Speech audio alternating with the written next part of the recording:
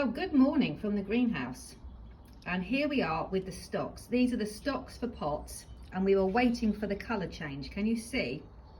It's a lot more obvious now which are the singles and the doubles. So if you're ready, grab yourself a cup of tea. I will show you how I'm going to select mine now. So these are our new pot stocks. So if you haven't been able to grow stocks so far because you haven't got room in your garden, then these are especially for you. They're so easy to select doubles. You can see no singles here, all doubles.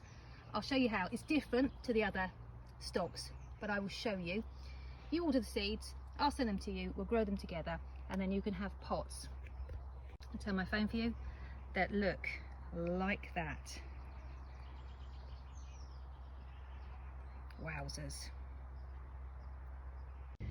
So this is my minimum maximum thermometer, and you can see recently in the greenhouse the lowest it's got to is -2.5, and that is what's caused the colour to change on the stocks. So remember, that is not the same for the cut flower stocks. You can see that we've had no colour change whatsoever on these. So it's only the pot stocks that are affected in this way. You don't have to do this if you don't want to, and you can just grow them on into 15 cell trays later. Wait until they start flowering and then throw away the singles if you want to. You don't have to do this, but I only want doubles, and I want to restrict the amount of space I'm taking up with the stocks. So this is a single and it's gonna go. This is a single and it's gonna go. This is a single and it's gonna go. Oops, it doesn't want to go, does it? I've got two doubles over here, so I'm going to end up with a bit more space in my tray. So what I might do is I might consolidate all of the doubles into one tray, get rid of all of the singles. And then what I've been doing is I've been sowing some more seeds. So I've got more than enough and all doubles. And you can see from my thermometer, although it's cold at night, it's very warm during the day. So these are just germinating in a cold greenhouse, absolutely fine.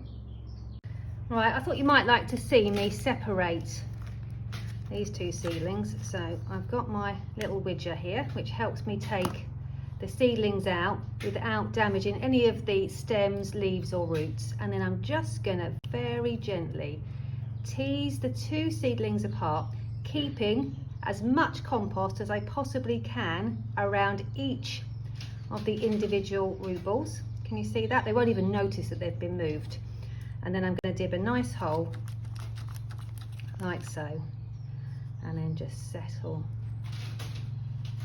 them in like that. Then onto this guy here, dibbing a nice big hole, settle the whole root ball in. And then just firm it. They're going to need potting on fairly quickly anyway. They grow so fast, which is why we didn't start them in the autumn.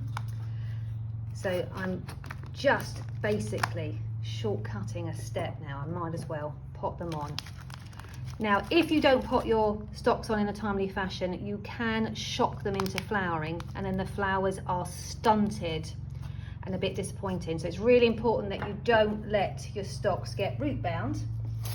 However, out of all the stocks, these particular pot stocks are actually the most tolerant I've come across, which is why I've selected them for you. So even if you forget, they're very forgiving. I've just highlighted in the handbook, you might want to copy me. So in your handbook, you've got your characteristics of your single and your double flowered stocks, and also a note here to make sure that you don't let them get stressed and root bound. So you might want to highlight that.